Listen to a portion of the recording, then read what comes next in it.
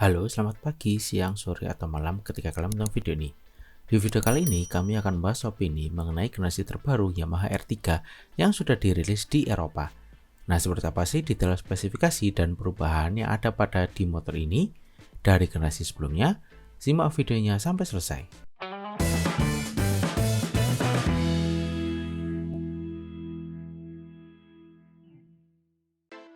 Secara desain, R3 ini dibandingkan sebelumnya jadi berubah total, mengikuti saudara-saudara R-Series lainnya. Yang depan mirip R15 dan R7, ada winglet yang sudah terintegrasi. Body fairing samping terasa lebih lebar karena bidangnya lebih besar. Untuk undercowl hampir sama dengan generasi sebelumnya. Untuk desain tangkinya ini juga hampir mirip dengan generasi sebelumnya. Untuk belakangnya ini sekarang pakai desain khas R-Series yang mana terdapat lubang di sisi kanan dan kirinya. Namun ini lekukannya sangat mirip R15. Entah sama atau hanya mirip. Tapi ini lebih condong ke sana. Begitu juga lampunya. Jadi membuat R3 ini kurang berkarakter. Ya lagi-lagi Yamaha terkesan kurang niat dalam mendevelop untuk versi 300 atau 250 cc-nya. Belum sampai di situ, spakbor belakangnya juga masih pakai generasi sebelumnya. Kesannya jadi kurang sporty karena terlalu panjang. Untuk lampu R3 ini sekarang sudah full LED. Nggak cuma LED biasa, namun lampu depannya sudah pakai proyektor. Secara penempatan sama dengan R15, R7, dan yang terbaru yaitu R9. Kemudian DRL-nya berada di sisi kanan dan kiri dan memiliki dua garis di setiap sisinya. Lalu C-nya pakai LED yang mana sama dengan R-Series lain selain R15 dan R1. Namun penempatan mesin depan ini cukup aneh karena ditempatkan di bodi atas atau sedikit di atas lampu depan. Menurut kami aneh karena belum terbiasa aja sih. Mengingat biasanya ada di bawah. Dan ini jadi seperti Honda CBR 250RR versi Jepang. Ya mudah-mudahan versi R25-nya jika rilis di Indonesia bisa seperti CBR 250RR versi Indonesianya juga. DRL-nya cukup memadai sih untuk dikombinasikan dengan Sein. Kemudian untuk lampu belakangnya, sayang sekali bentuknya sangat mirip R15 atau memang ini sama. Untuk sen belakangnya sama ya bentuknya dengan yang depan. Untuk panel info secara bentuk casingnya masih sama dengan sebelumnya. Teknologinya juga sama, pakai full digital monokrom. Namun yang baru ini pakai layar negatif display. Dan gak hanya itu saja, panel info ini juga bisa dikoneksikan ke smartphone. Ya seperti R15 juga sih, bisa menampilkan notifikasi telepon atau pesan. Dan di aplikasinya yaitu MyRed App, kita bisa melihat data dan informasi tentang motor R3 ini. Untuk tombol-tombol juga masih sama dengan sebelumnya. Di kanan ada engine cut off dan starter yang jadi satu dengan pengoperasian model geser. Dan untuk yang sebelah kiri juga sama, ada tombol lampu dekat jauh, sein, klakson, dan juga pass beam. Untuk kunci R3 ini masih sama dengan generasi sebelumnya, konvensional dan tidak dilengkapi kunci ganda, entah itu penutup magnet maupun immobilizer, jadi rawan tindakan pencurian. Untuk kaki-kaki juga masih sama dengan sebelumnya, suspensi depan upside down 37 mm, suspensi belakang tunggal tanpa adanya link. Velgnya sih pakai desain yang sama dengan diameter 17 in, lebar depan 2,75 inch dan belakang 4 inch. Ban yang dipakai untuk depan dengan ukuran 110/70 dan yang belakang dengan ukuran 140/70. Kalau dilihat dari corak bannya ini seperti pakai Dunlop. Dan kemungkinan apabila versi R25-nya hadir di Indonesia akan jadi IRC Roadwinner. Lalu dari remnya juga masih sama. Pakai cakram untuk yang depan dengan ukuran 298 mm dan untuk yang belakang 220 mm.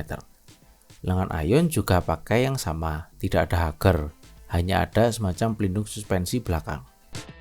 Untuk mesin juga basisnya masih pakai yang lama, berkapasitas 321 cc, 2 silinder segaris DOHC 8 katup berpendingin cairan. Untuk diameter kali langkah 68 x 44,1 mm. Rasio kompresi di 11,2 banding 1. Untuk tenaga di 42 PS di 10.750 rpm. Dan untuk torsi 29,5 Nm di 9.000 rpm. Dan untuk generasi ini ada tambahan fitur assist and slipper clutch. Jadi lebih ringan koplingnya serta engine brake lebih halus. Dan mesin motor ini meskipun basis motor lama, tapi lulus Euro 5+. Tenaganya cukup besar, wajar sih 300 cc. Nanti yang versi A25-nya pasti lebih rendah dan mungkin masih terendah di kelasnya. Untuk rangka juga masih sama, pakai tubular atau diamond. Andaikan pakai delta box seperti A15 pasti akan lebih kelihatan padat. Memang sih rangka diamond ini kelebihannya lebih ringan, namun untuk sebuah motor sport kurang cocok. Untuk ergonomi berkendara masih tidak beda dengan generasi sebelumnya. Meskipun pakai stang Andriok, namun posisinya lebih tinggi dari jok, sehingga badan nggak terlalu bungkuk. Bahkan ini sangat mirip R25 generasi pertama.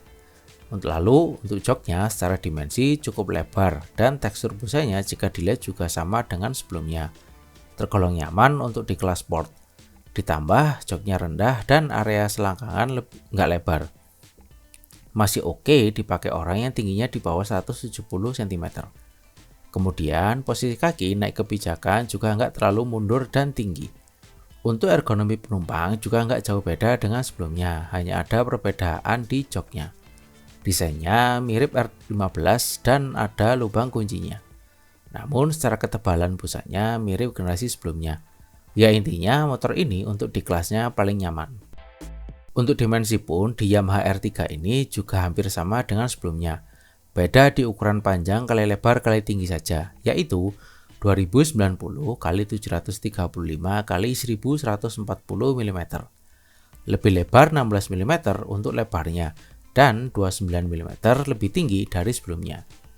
Yang lainnya sih masih sama, tinggi jok 780 mm, jarak sumbu roda 1380 mm, jarak terendah ke tanah 160 mm, untuk berat 169 kg, kapasitas tangki bahan bakar 14 liter dan kapasitas oli mesin 2,5 liter. Untuk varian Yamaha R3 ini hanya ada satu tipe saja, dan untuk pilihan warnanya ada dua, yaitu Icon Blue dan Midnight Black. Yang warna hitam ini suspensinya pakai warna hitam, jadi benar-benar full hitam.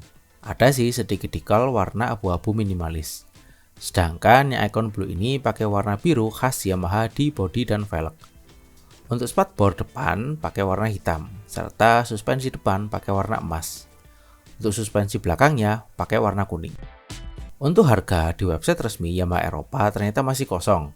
Kami akan hitung kira-kiranya saja. Kami ambil sekitar di atas harga R125 dan R7. R125 di harga €5.400 atau sekitar Rp90.700.000. Untuk R7 di harga €8.916 atau sekitar Rp149.800.000. Berarti katakanlah mungkin sekitar €7.000 atau Rp117.600.000. Cukup mahal ya, misal dengan harga segitu dijual di Indonesia. Kemungkinan ya kalau versi A25-nya hadir di Indonesia paling harganya 60 atau 70 jutaan. Kesimpulannya adalah Yamaha R3 generasi ketiga ini hanya sekedar ganti baju dan ditambah beberapa fitur. Namun secara basis masih sama dari generasi pertama. Dan secara desain pun kurang berkarakter, terutama yang belakang. Terlalu mirip dengan R15 dan spatboardnya masih sama dengan generasi sebelumnya. Tapi untuk yang depan ya lumayan lah ya. Meskipun sedikit aneh di bagian C-nya, karena belum terbiasa dengan peletakannya.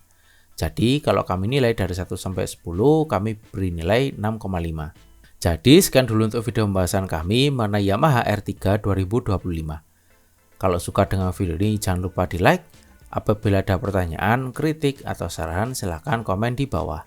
Share juga ke sosial media kalian apabila video ini bermanfaat. Jangan lupa subscribe untuk mengikuti video-video terbaru dari kami. Nyalakan juga tombol loncengnya untuk mendapatkan notifikasi video terbaru dari kami. Follow juga Instagram, TikTok, dan Facebook kami di @mojovb. Terima kasih telah menonton dan sampai jumpa di video selanjutnya.